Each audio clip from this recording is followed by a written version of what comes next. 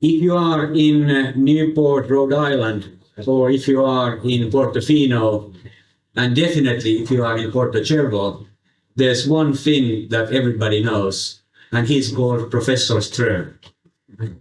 So my dear friend Lasse Ström is the man who knows everything about swan yachts. He's been the heart and soul for how many years, Lasse? 40 years. This year, and we are so happy to have you, Lasse, here. Welcome, Lasse. This headline was given to me by Escort, and I said, of course I can try to make something out of it. I chose this picture because I think it's a very nice looking boat. It's the very first Swan 36 number 1, which is owned today by the yard. The yard decided way back, and it will be 46 years this summer. All right. And you can see it's still looking very nice.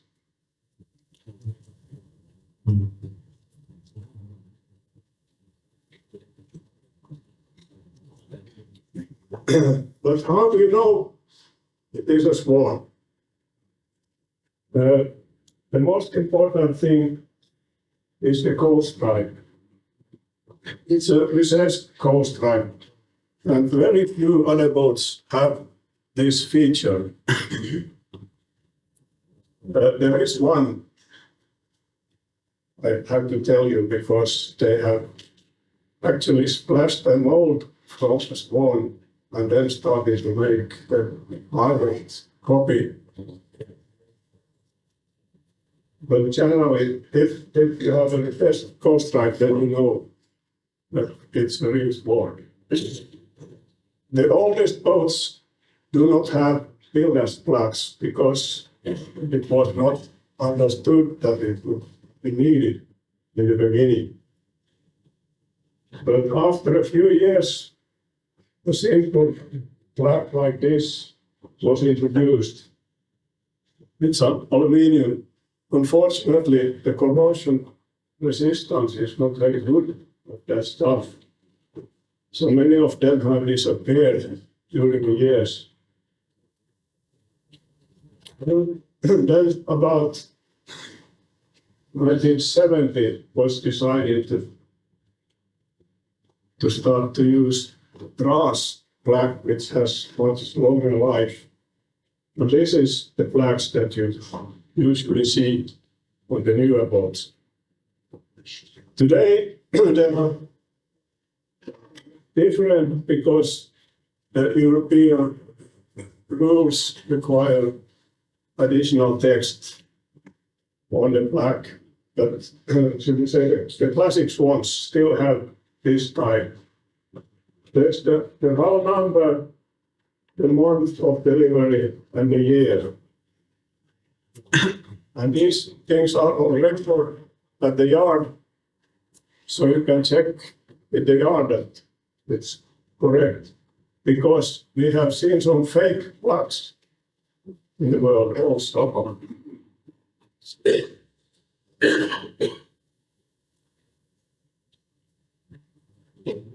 This is a typical Sparkman and Stevens design from the 60s, and has a deep canoe body. It's down to here. And in yacht design, that means a high displacement length ratio. And the general concept is that a height value means a heavy and slow boat. But there is an advantage, and that is that the hull is deep, you get the floorboards deep down, and you need less freeboard to get decent headroom in the boat. And I would also say that the boats are not that slow if you are able to sail them correctly. They have skate rudders. And unfortunately, that is a problem when going stern. You have lack of control, means there's a lot of propeller walk. The propeller is pulling the stern to the side, especially if you use much throttle. So if you have a boat like this, start slowly and pick up some speed, then the rudder begins to work.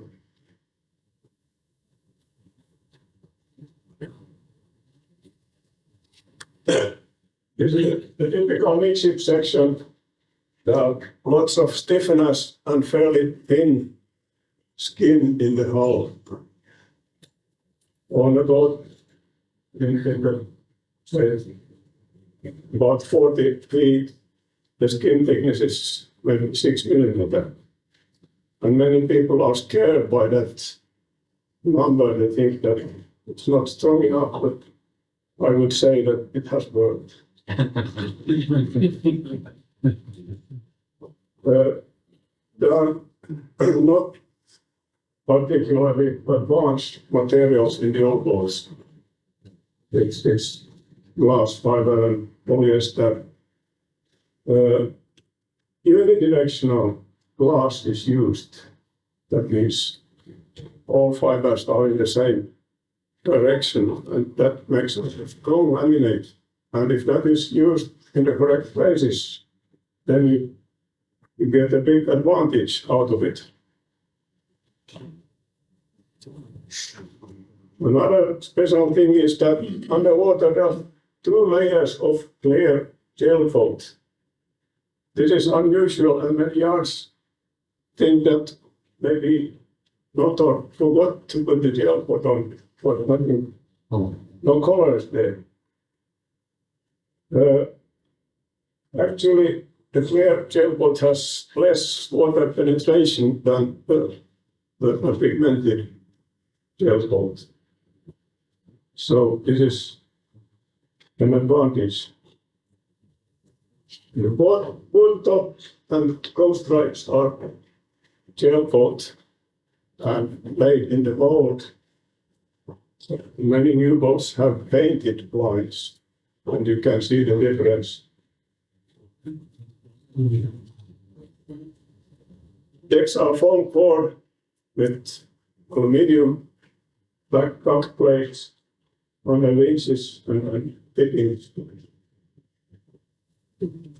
Heels are cast red, stainless bolts. The famous interior consists of finished plywood onto which teak and other woods are glued. The very light yellow wood is koto. You have seen maybe interiors of that type. But koto is not very good if there is moisture around. It will darken quite quickly, so it has not been used lately. And the varnished surfaces are hand rubbed. That's a special feature.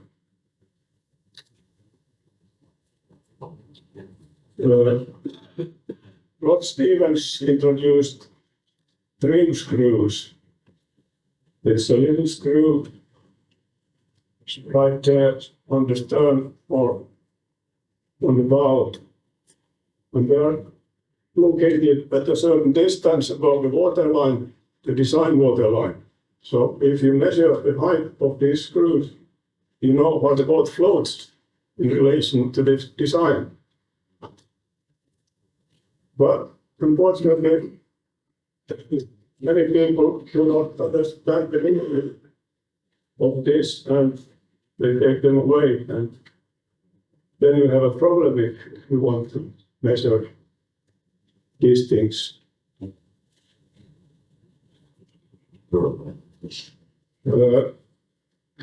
was good that Jussi mentioned trim tabs. Many of the oldest ones have a trim tab at the back end of the keel.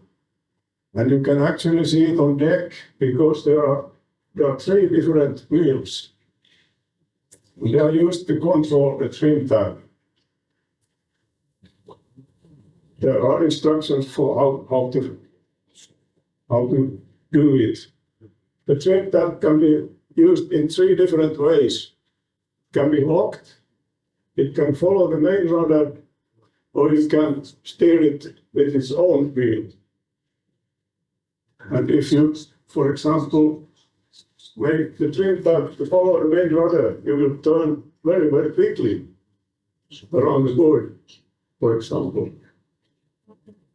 On the wind, you can reduce leeway by turning the trim tab a little bit.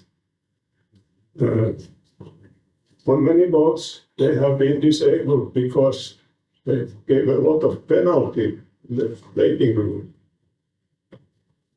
But now it's interesting that some owners have restored the trim tabs and start using them again.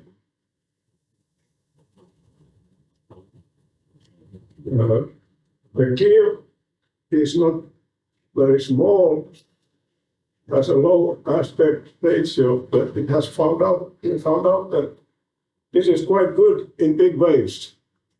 The very narrow, deep keel fins do not work in big waves because the water is so disturbed. This is a more forgiving type of keel for, to say, ordinary sailors.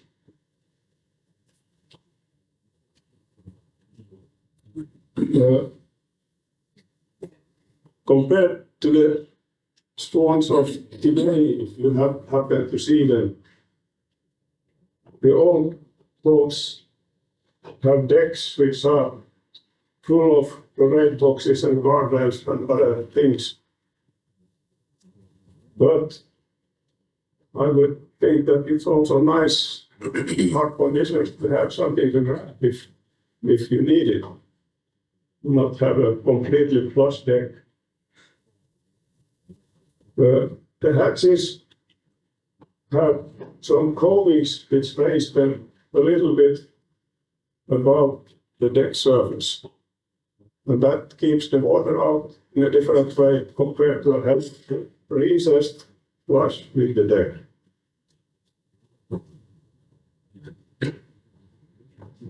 And this hatch in the middle has been described as leading into a dark cave. Yes, it is a steep entrance, but it's quite safe with off-road conditions.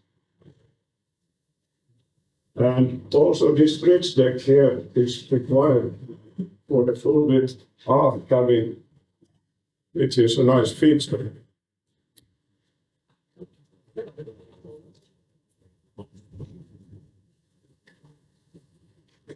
There are also builder's plugs on the masts and booms, but they have the same problem that they corrode away slowly.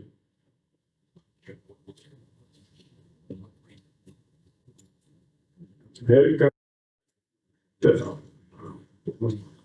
the anodized surface of the boom has a much better corrosion resistance than the plug, which probably is painted.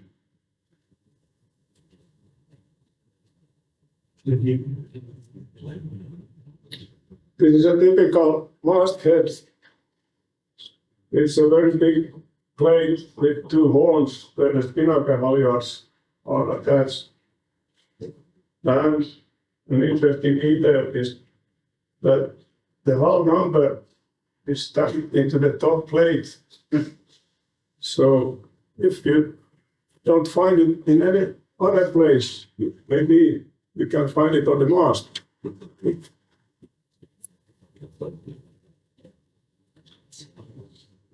And of course, this looks very big when you look from this angle, but when it's up in the air, then it's not that impressive.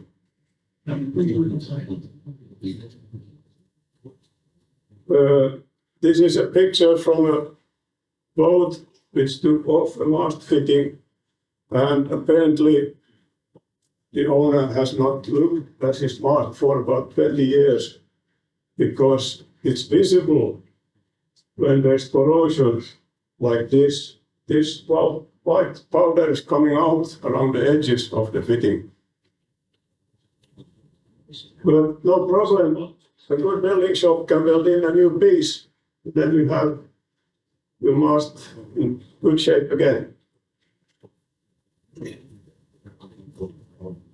The masts are not very advanced. It's a elliptical section with thin wall. And on the smaller yachts, it's a single spreader, bigger double spreader. The masts are quite stiff, so you do not generally need runners. And they are not very heavy, although the dimensions are big, but the walls are thick. The laugh tracks are separate extrusions. And earlier the yacht had its own anodizing plant. So the masts were first milled and machined, that means all holes were made. And after that, the section was put in the anodizing tank. So all the surfaces are anodized, also in the screw holes. And this is, I would say, unique in the world.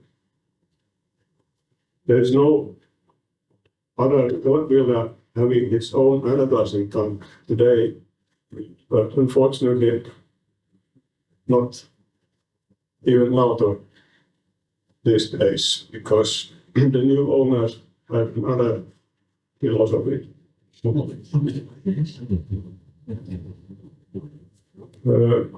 Mostly inline spreaders.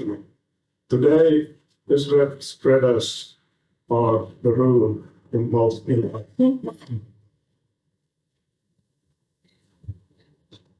Rod standing rigging in the old times was very special. Had threaded ends and flat mid parts. So these rods have been described as pieces of art. They are very special. The original supplier is not there anymore. I guess you may get them on special order at some rod rigging company, but they need to make new tooling for it. The special thing with these rods is that you don't need rigging screws or turnbuckles, because the threads are done right and left each end, so you just turn the rod. And then a warning that the pins used with these rods are much smaller than the normal size. So if you ever have to replace the pins, don't take a pin of ordinary stainless. You may have trouble.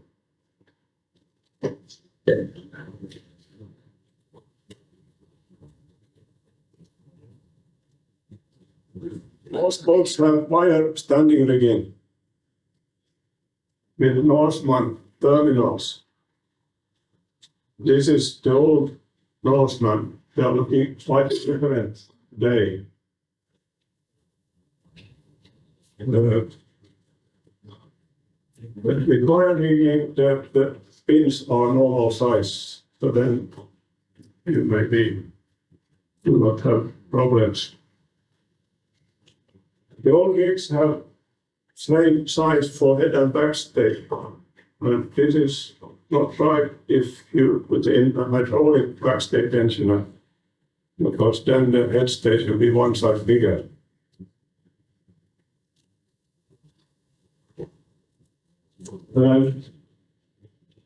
On these boats, the tanks This is rough and it may be very long, but that is not good for a bendy mast because the pole may be out of alignment, and if the strap is long, will fatigue here at this place.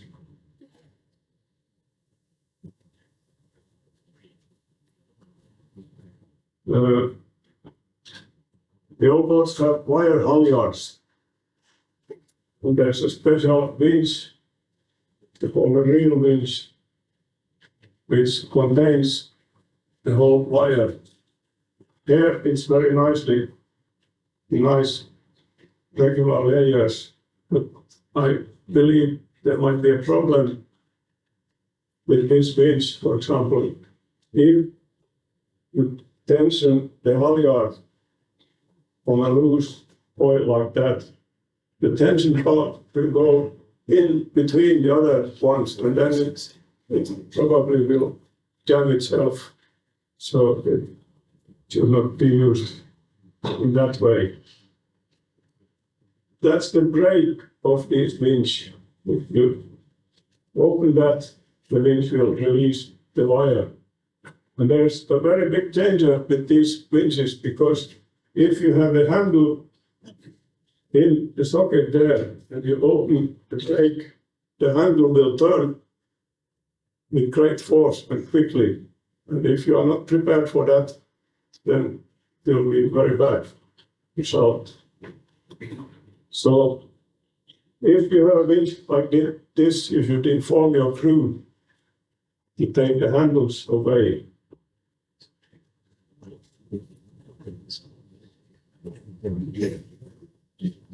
The old boats have roller reefing booms. They are not used today because sail shape goes very bad immediately when you roll a few turns. And then there was a spinnaker pole bell. I think they are mostly pins today, and not bells. The same, it's the same purpose. And many of the boats have a single point lifting plug attached to the keel bolts, and there's a little cover on the deck that you open, and you can lift the boat with that without the risk of scratching your nicely polished topsides.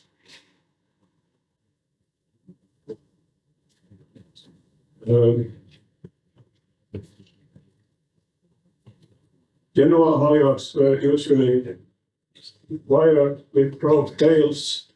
Then you have to be able to splice the wire together with the rope. But today, you don't need wire anymore because they are very good ropes, low threads and strong. And you don't even need to splice them if you use cylindrical knots.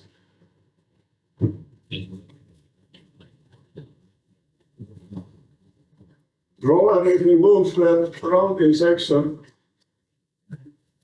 and because of rolling the sail around it, you couldn't attach any fittings to the boom.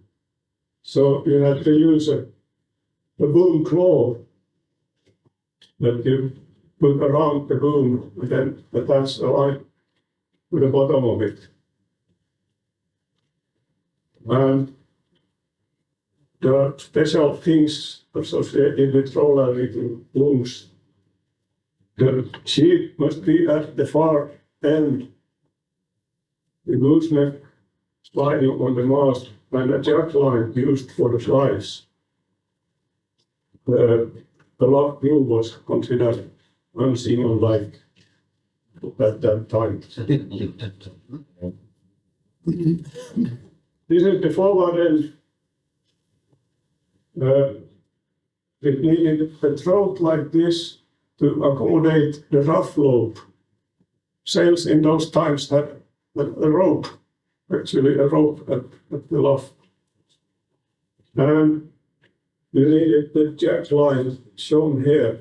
If release this line, the sail slide allows the sail to go further back, and it has to go from here to there when you roll the sail. So you need to have a means of allowing the sail to go on the throat. And there, to crank the roller reefing, this looks like a special handle was needed for it.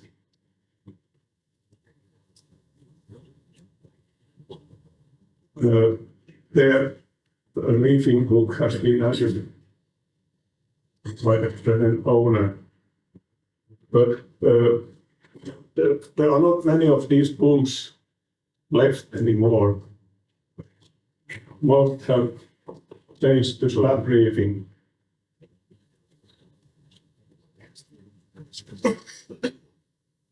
The sheet needs to be attached at a rotating bail at the aft end. And there's a socket for the outfall crank. There's a screw outfall. You work with the winch handle. And then there was a newer version later with a little reminder for the helmsman what brand is sail.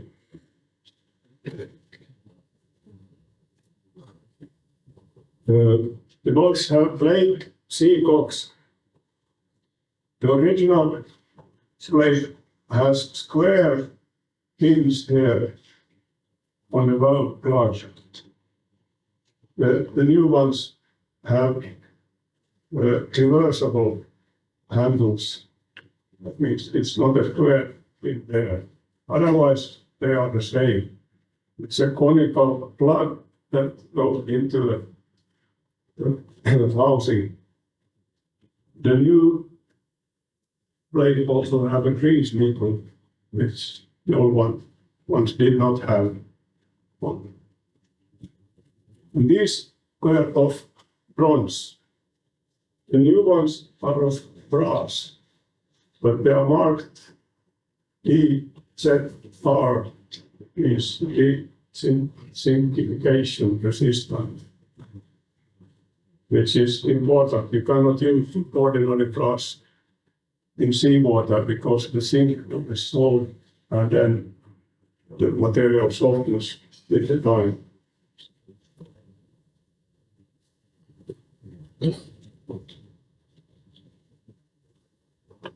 Steering was one of Rod Stevens' favorite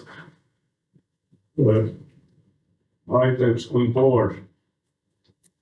Somebody mentioned here that Rod Stevens was Mr. Herschel mentioned. Rod Stevens visited the yard about once a month. And of course, he had many comments in the beginning about how to build good ocean-going boats. But with the time, we are picked up the knowledge.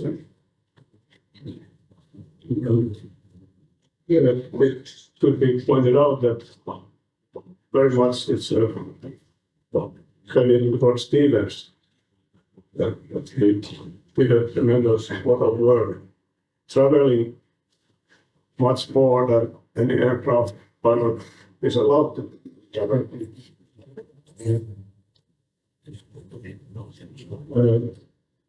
The steering is custom made to fit the boat size. There's a suitable reduction for this size of steering.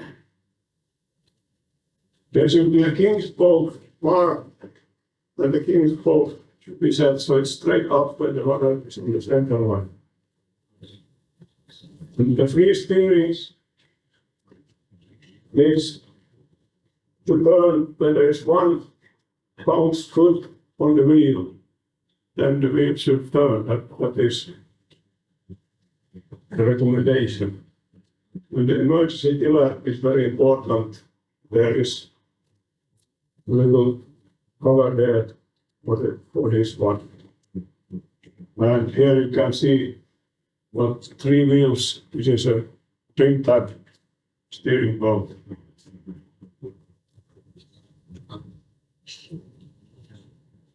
Propeller shaft used but little old-fashioned more backing. You adjust this nut and there's a backing band inside here, sealing against the shaft.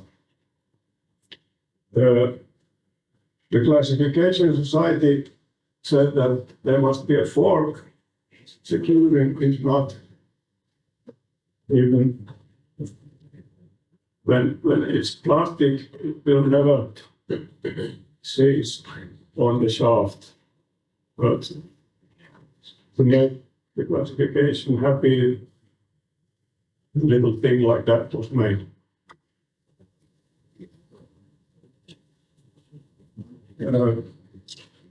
There's a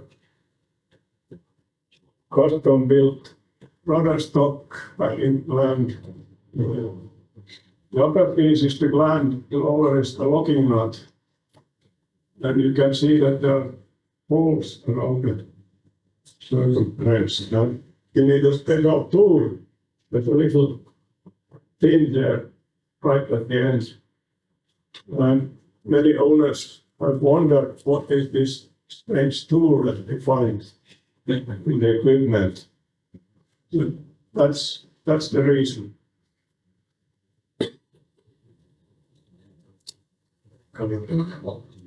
The yard has quite good records of all the boats. When they were built, what was the design number, and what sort of variations there are.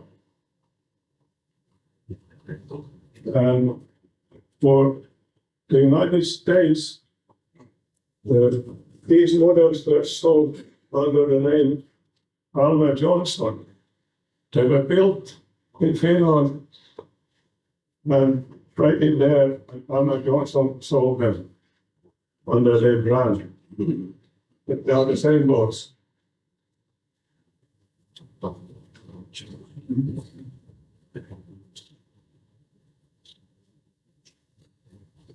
Okay, thank you. Thank you, thank you.